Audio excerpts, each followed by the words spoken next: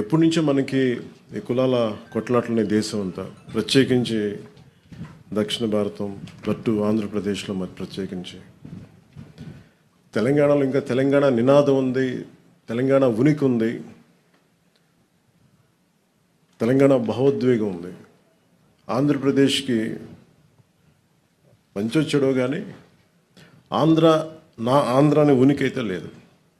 ఆంధ్రప్రదేశ్కి ఉనికి ఇచ్చిన మహానుభావుడిని ఒక కులాన్ని కట్టేశాం. అది ఇంకా బాధేస్తూ ఉంటుంది. ఇక రాహుల్ గాంధీ గారు మొత్తం దేశం కన్యాకుమారి నుంచి కాశ్మీర్ దాకా తిరిగి ప్రయోజనమే ఉంటాయి. If you don't understand the subtleties, if you don't understand the grass root understanding, అది వాట్ ఇస్ ద పర్పస్? ఏం చేస్తారని వీళ్ళందరూ కూర్చోబెట్టి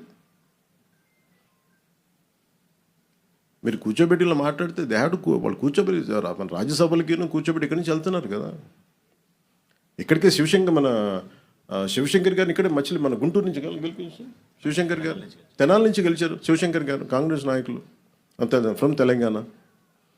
ఎప్పుడూ డిఫరెన్స్ చూపించలేదు కదా. పివి గారు ఏం చేశారు, మనకి నంద్యాల నుంచి గెలిచారు. సో అందుకని ఇవన్నీ బట్ ఎక్కడో నా ఉద్దేశం ఏంటంటే Congress somewhere they have to do a course correction. ఎందుకంటే ఇంకా నెక్స్ట్ జెన్జీకి కొత్త తరానికి మీరు ఏమిస్తారు? మీరు ఏం సందేశాలు పంపుతున్నారు? ఏం సందేశం పంపుతున్నారు?